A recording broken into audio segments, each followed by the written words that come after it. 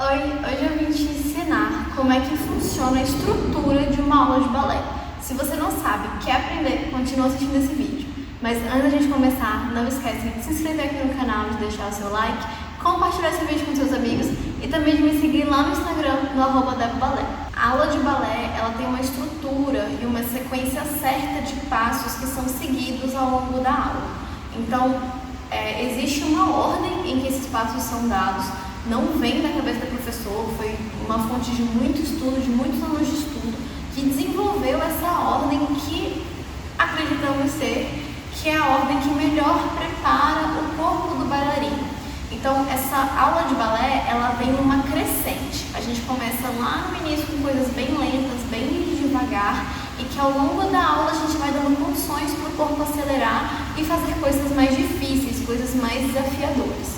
Dessa forma, a gente vai aquecendo o corpo, a gente vai preparando o corpo do bailarino para ir do mais simples ao mais avançado dentro de uma mesma aula. Porque mesmo sendo profissional, você ter uma base forte, você ter os passos mais iniciais, mais simples, fortes, é o que te dá a base, é o que te dá a segurança para fazer os mais elaborados lá na frente. Por isso que se você não tem uma base de balé muito boa, você acaba que não consegue evoluir tão rápido ou tão bem. Porque a gente precisa daqueles passos iniciais para fazer os mais difíceis. Se o básico não tá bom, o avançado também não vai sair.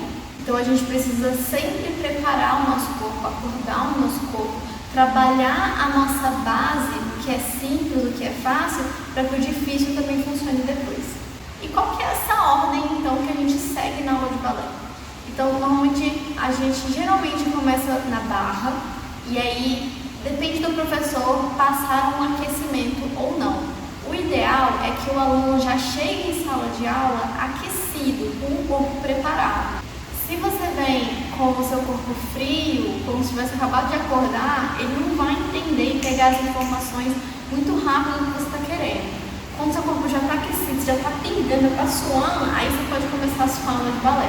Agora, como muitas vezes, e eu como professora noto isso, muitas vezes os alunos chegam em sala correndo, acabaram de chegar, chegou 2 minutos antes de começar a aula e não teve tempo de dar um aquecimento, de acordar o corpo, é opcional você dar um aquecimento antes de começar a aula para todo mundo se preparar e não se machucar. Em seguida do aquecimento, a gente começa com os pliés. Plié quer dizer dobrado, que é aquele movimento mais clássico do balé, onde a gente trabalha plié, grand plié, junto de alguns corps de bras, que é realmente para você acordar e esticar o seu corpo para começar a sua aula de balé. Seguido disso vem os tandis. Tandi quer dizer esticado, plié dobrado, tandi quer dizer esticado. E aí a gente começa a trabalhar o nosso pé, trabalhar a nossa meia ponta, as articulações da nossa perna, e a gente começa a acelerar um cabelinho, um tiquinho as coisas. Começa a usar um pouco mais de corps de bras também, no plié também já usa, mas a gente usa um pouco mais de braço, um pouco mais de cabeça, e a gente vai acelerando um pouco as coisas. Em seguida vem os GTs. GT significa jogada, então ele também já é um pouquinho mais acelerado do que os tandis, geralmente. E aí a gente vai dando essa crescente que tem a aula de balé. A gente começa lá no plié, que normalmente são bem devagar, são bem trabalhados, bem curtidos, e a gente começa a acelerar um pouco as coisas conforme a aula anda. Não necessariamente uma aula de balé precisa ter só um tandi ou só um GT. Em companhias, em aulas grandes, quando você tem mais tempo de aula, você dá 2, 3, 4 tandis, 2 GTs diferentes, porque ele realmente, esses 3 primeiros eu considero como sendo a base mais importante que a gente tem para desenvolver outros passos dentro do balé. Então, sem plié, sem tandi, sem GT, você não constrói nada. Se vocês não dominam essa técnica, você não consegue avançar para outras coisas, porque eles são a base para todos os outros tipos de passo que a gente tem dentro do balé.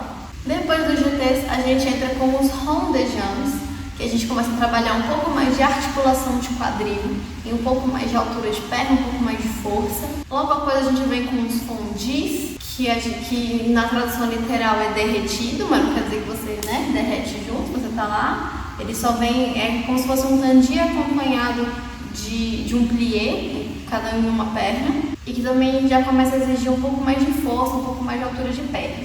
E e um pouco mais de controle de tronco. Em seguida a gente entra com os frappés, que quer dizer batido, que também já trabalha muito mais agilidade, às vezes já começa com um pouco de giro, um pouco mais de balance e um pouco mais de trabalho do corpo como um todo. E você vai acelerando, cada passo vai acelerando um pouquinho. Em seguida a gente vem com o adágio. Adágio são passos lentos, são sequências lentas, normalmente é aquele que a gente vem com as perninhas bem aqui coladas na testa, na cabeça, pernas altas, muito trabalho de força, muito trabalho de encaixe, de alinhamento. E geralmente para terminar a barra a gente vem com um grand battement, que é, né, as jogadas de pernas.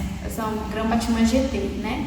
Quando a gente termina o grand battement, o seu corpo já tem que estar pegando fogo de tanto que você já trabalhou, de tanta força que você já fez. E aí esse é um momento ideal para você se alongar um pouco, respirar, forçar sua abertura, puxar as pernas para cima, para a gente se deslocar para o centro. É quando a gente larga a barra e vem fazendo exercícios sem apoio, todos no centro da sala. Nos centros, a gente geralmente começa com um tour de bras, que sempre vem um pouco mais lento, que para a gente trabalhar um pouco mais de braços, agora que a gente não tem mais apoio de barra, para a gente pensar um pouco mais em trabalho de braços, um trabalho de tronco, um trabalho de direções, né? Em vez de ficar sempre de frente, como a gente fica na barra, a gente começa a mexer um pouco mais o nosso corpo pela sala, geralmente um pouco mais dançante. Depois disso a gente vem para o Central Practice, que é treinos de pirueta em sala, né, no centro. Então a gente sempre combina tandis, grand batiments com piruetas, tanto on the horse quanto on the dance, que é realmente um trabalho de troca de peso, né? Você sair de um grand batiment para uma pirueta, para um tandi, para um tombé, você saber meio que um transfer of weight, né? Você saber transferir o corpo de uma perna para outra e ter domínio do seu peso. Daí a gente consegue passar para um adágio, né? Igual a gente faz na barra, a gente também faz no centro, que trabalha equilíbrio, trabalha altura de perna, força, coordenação, né? Com promenades e também piruetas e muita perna alta. E aí a gente vai para os nossos alegros. Aí a gente começa com petit alegros, que são as baterias, que são os mais rapidinhos de todos, muito sauté, muitos catres, troas e bateria, bate, pezinhos muito rápidos. Daí a gente passa para os médio alegros, que começam com os glissades, assemblées, GTs, que é um alegro médio, nem tão violento quanto um petit alegro, mas também ainda é rápido e também que trabalha baterias.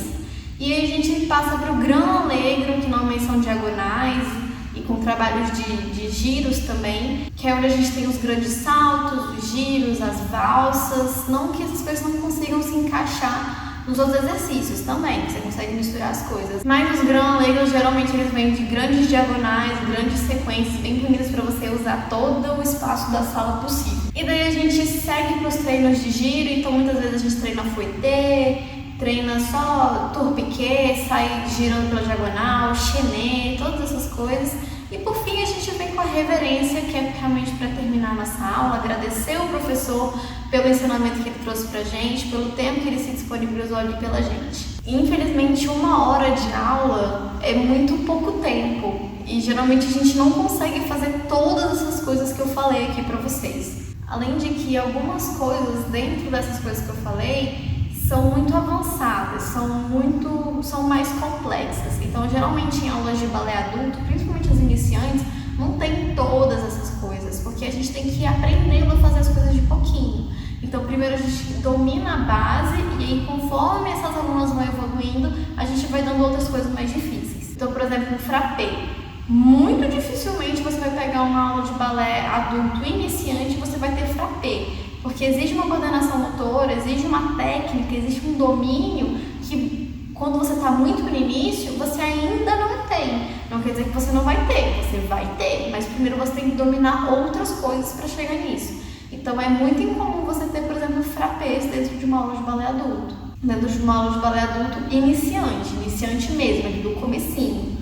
Né? Então, por exemplo, exercícios de frappés geralmente já não tem, assim como outras coisas acabam não tendo também. E só na barra, por exemplo, como você tem que passar o exercício, a aluna tem que decorar e a gente tem que fazer tanto pro lado direito, tanto pro lado esquerdo, porque as duas pernas têm que trabalhar. Quando eu dou aula, geralmente a minha barra dura pelo menos meia hora.